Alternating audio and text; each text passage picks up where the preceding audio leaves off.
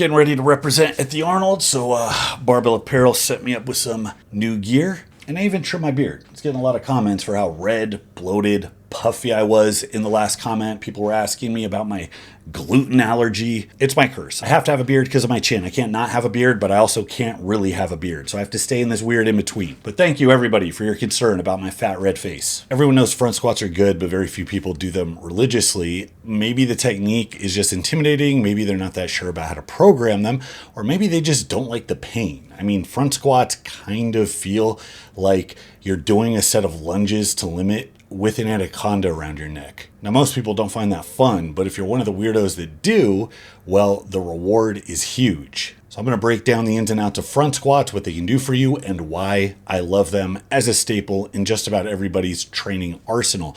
So starting with position, front squats are obviously different because you're upright, where every back squat variation, you can push your hips back a little bit, assuming we're not talking about some Zercher harness monstrosity.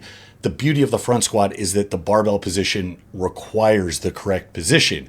You can cheat a back squat. If you try to cheat a front squat, you're going to end up dumping the bar or in some type of like contorted hunchback position that makes you wonder how a squatting movement can work your biceps. Now, doing a squatting movement upright means having a forward knee position because by definition, to stay upright, your hips have to stay under your shoulders. So since your hips aren't back, they're forward. That means your knees go forward. Now, basic physics for all you nerds out there, wherever the center of mass is, it's going to be around the loaded barbell.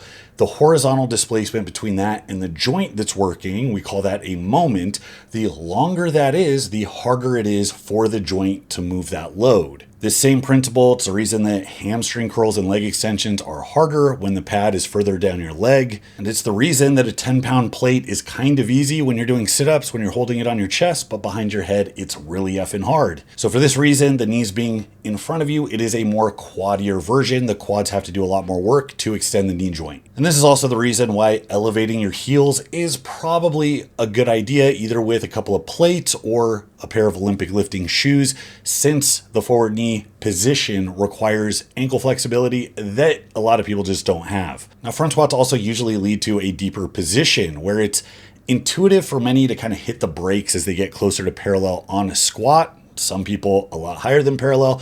With front squats, it's kind of the opposite. You're going to find that the coziest position, it's probably closer to rock bottom. Now, having the weight in front of you makes it really easy to balance and negotiate the bottom of a squat. It's one of the reasons that we use goblet squats to introduce people to a loaded squat the first time around. It's just very easy to conceptualize dropping your butt down, staying completely upright when the weight is out in front of you. So if you do transition to a front squat movement, not only are you going to get some of those sweet range of motion gains that you've been missing out on with your barely to depth powerlifting style squats, but it's going to foster mobility through your ankles, knees, and hips, and that's going to prepare you for more athletic positions.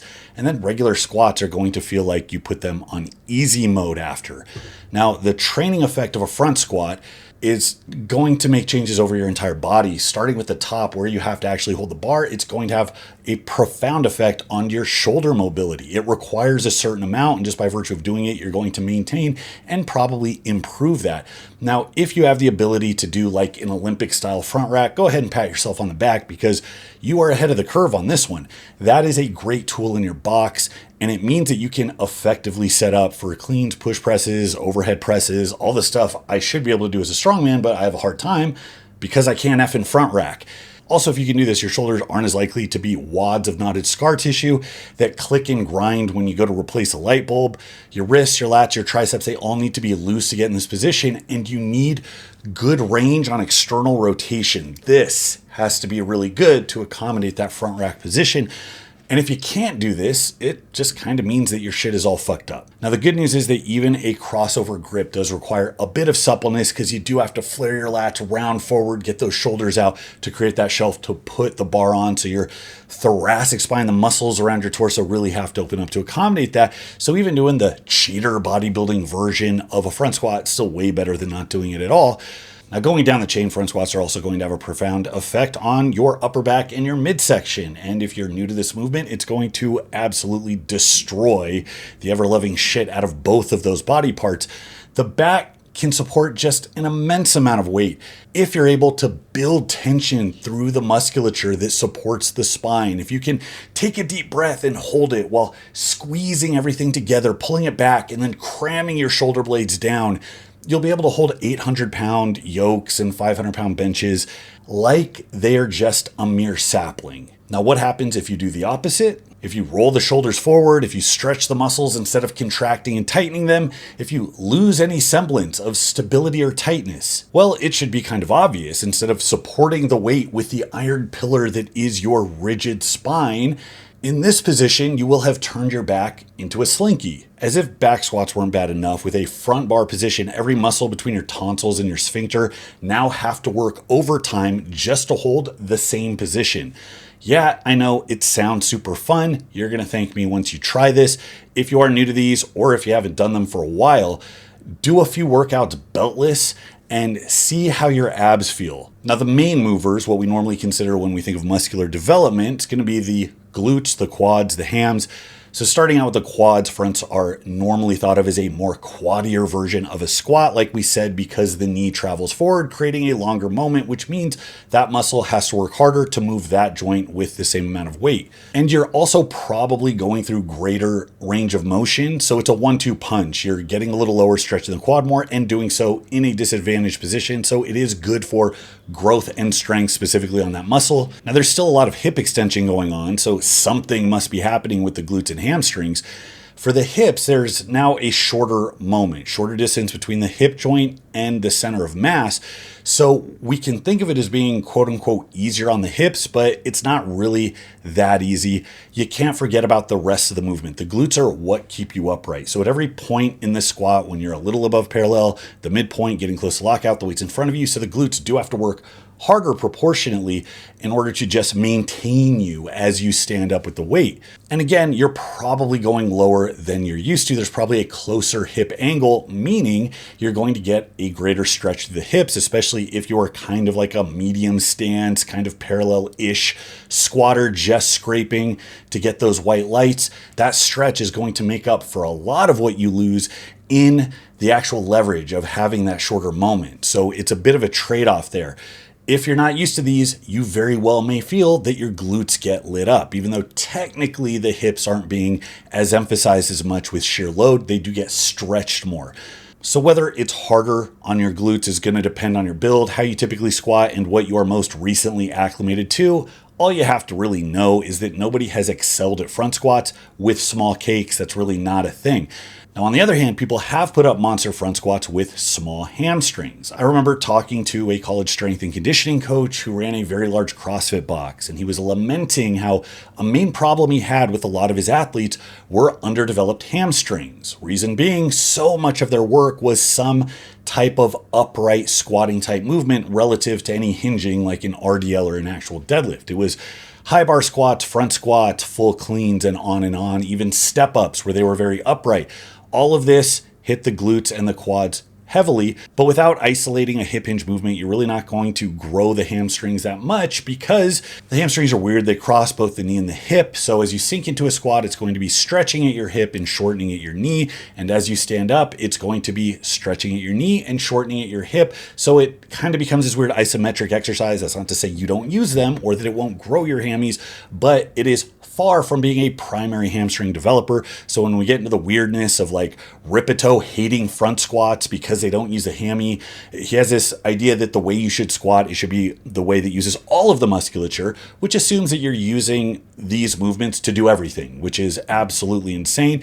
He hates front squats so much he took them out of practical programming. But again, nobody really squats to strengthen their hamstrings. As long as you're doing a hinge or two in your workout, those sweet little back leg muscles are going to be just fine. They're going to grow. That brings us to transfer. What does excelling at front squats actually make you better at? Well, staying upright with a barbell, it turns out, makes you better at staying upright with a barbell. So those types of situations, you're looking at Olympic lifters or any athlete who performs clean snatches, jerks, or presses, front squats are integral. Even if you're not an Olympic lifter, athletes do these movements. Strongmen should do these movements. And having a good front squat position is going to make them so much easier, especially if you do have a good front rack and the ability to get it on your fingertips with your elbows up high. But aside from that, bodybuilders or any lifter who Uses quad focused work like sissy squats or high bar squats to emphasize the quadriceps. Front squats are an example of that, and they of course will make you better at those types of movements. And then you have power lifters, or any lifter who does use upright squatting as a necessary supplementary exercise to round out their squat to prevent weaknesses. Now, one of the most valuable contributions my front squat has made to my general strength is overhead pressing. It was a pet lift for a long time in strongman. And the thing is, when a loaded bar or a log is in your hands, when it's sitting on your chest and you're tasked with yeeting it overhead, it's got to feel light, and nothing makes your arms, back, and legs prepared for jumping straight up in a quick, snappy motion with a loaded barbell or log than just many reps of hard, heavy-ass front squats. And I always found that when my front squat felt good, my overhead felt amazing. Now, beyond barbell-specific stuff, it's also going to make you better if you ever, for any reason, need to be effective and efficient and explosive in an upright position with any type of weight. Front squats will absolutely help with that.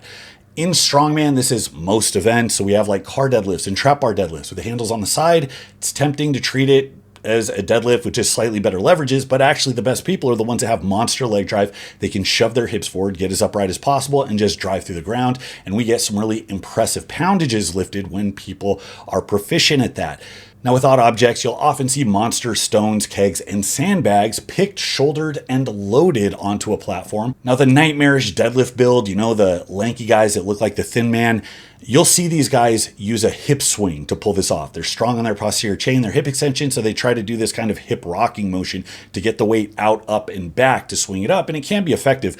But a big front squat makes it easy to just sit down, get your hands sunk into the weight, and then just put the weight where it needs to be to stand up and set it where it has to go, like a trusty forklift.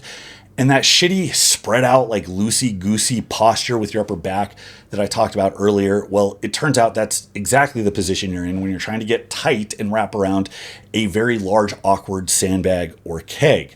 And similarly, when you're doing a Conan's wheel, a Zercher yoke, when you're carrying a Husfeld stone, lats are spread out, you have to maintain stability, you have to breathe under a weight that's crushing your diaphragm, and your legs still have to maneuver. So front squats really do prepare you very well for this. Back squats are fantastic for building the generalized power of a hydraulic scissor jack, but front squats really dial that in. It makes it very surgical towards real world type things where the load is going to be in front of you. So for training front squats, almost all of my programs center around basic barbell lifts, my big five: squat, bench, deadlift, overhead, and row, and then some rotation of variations. The basic lifts are very good by themselves, but any program worth its salt, it's going to be able to have a minimum amount of variation. That's going to prevent weak points from popping up. It's going to keep you from getting stagnant. You should be able to progress those longer.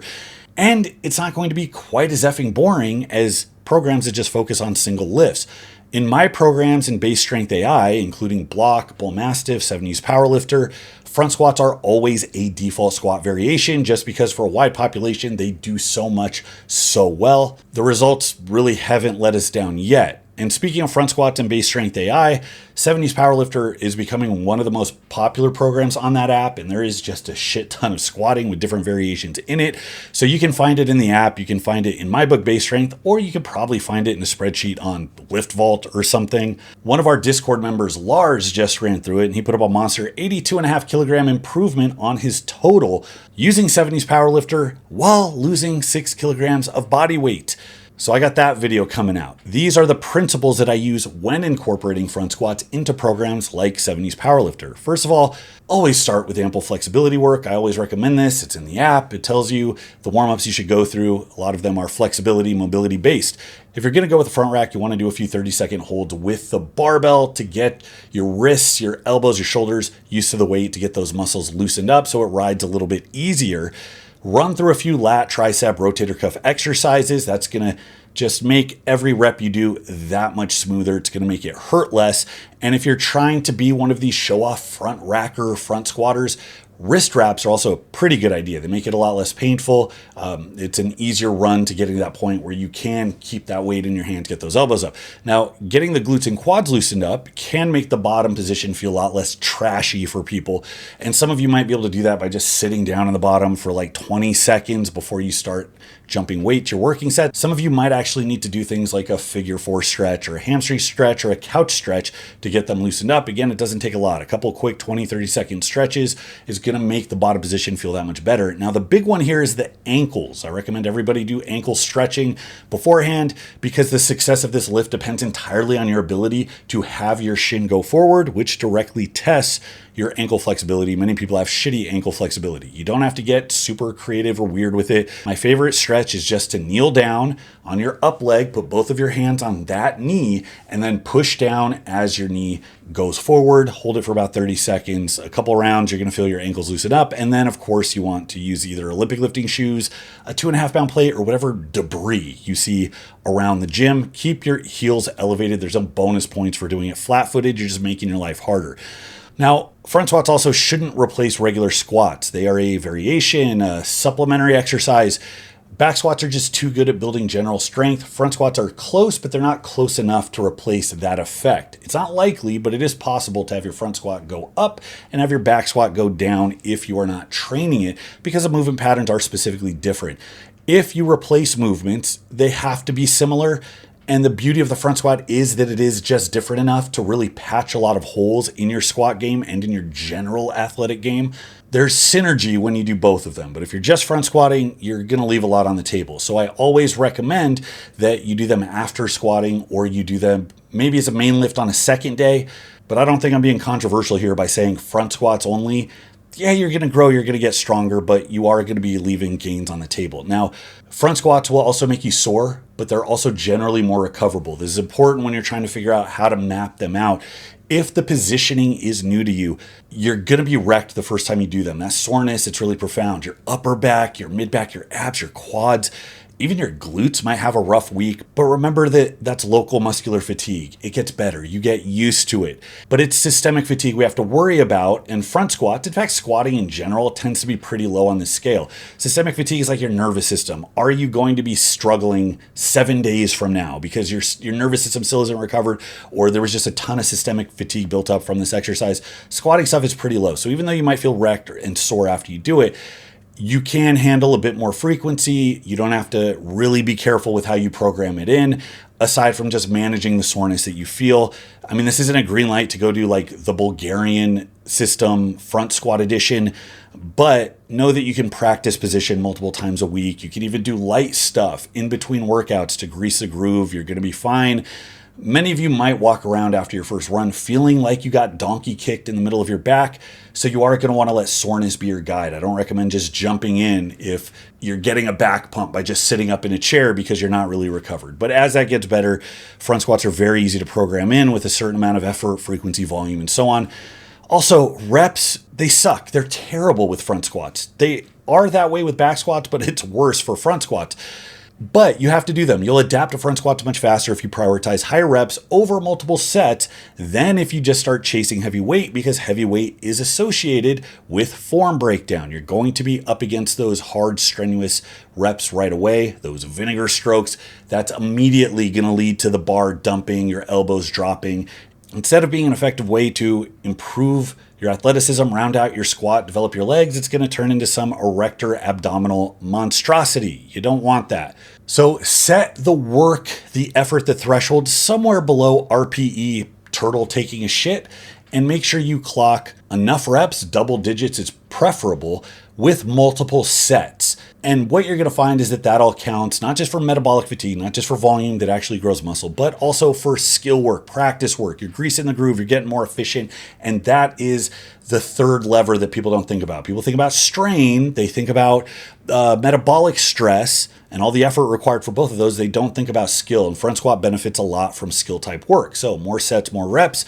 Now, as far as reps go, I've talked before about protocols like Smolov or super squats, because squatting, back squats by themselves are such a good means of applying effort and intensity. Because if you do that with a squat, just everything's going to grow. It's a very simple calculation, and programs like those really just exploit that fact. But I often get questions from people on those types of videos. Hey, can I do super squats with front squats? Now, I love your moxie, young dreamer. Don't ever lose that. But no, you really can't, because pushing the ever-loving shit out of something like a 20 rep breathing squat to failure, it only works because the back can last longer than the legs. You can stand up at the top, you get your breath. It's your legs that are being taxed on that to the absolute limit. Front squats, absolutely rob you of this. So immediately you're going to have trouble breathing, your back's going to be dumping, and form is going to break down. You're not going to be able to get to the same threshold the same way with the same generally acceptable technique. So because it robs you of this, those types of methods are out of the question. However, also because it robs you of this, it's a lot more effective at stimulating growth there. You just have to program it in a very reasonable way. Don't get fancy, just typical sets and reps at a slightly reduced RPE. That's all you have to do. And lastly, you want to look for positioning PRs before you look for weight PRs. Position will always be the limiting factor here. And because you will be fatigued from the other squatting and deadlifting that you're going to be doing throughout the week, you should not plan to just throw more pig weight on the bar to force progress forward. I recommend repeating the same weight, even with the same sets and reps, until you get under the bar and say to yourself, oh my God, this feels so much better. I can support the weight easier. I'm faster out of the bottom. My stroke is so much more even and efficient. It's completely okay to repeat the exact same workouts. In fact, there's a name for it. It's called step loading. Every workout isn't going to be a banger, especially when you're focusing on the other main lifts. So as an accessory movement, you just find progress where you can. But in the meantime, all it is, it's effort and skill work. If you're doing that, you're going to be fine. If you don't take your time here, you're going to get frustrated, and it's just going to be another phenomenal movement that you don't do because you don't have a good association with it. So all of this is why I love front squats and how I recommend people go about approaching them. Let me know what your experience has been in the comments. Thanks so much for watching, guys. Until next time, this is Bromley. I'll see you.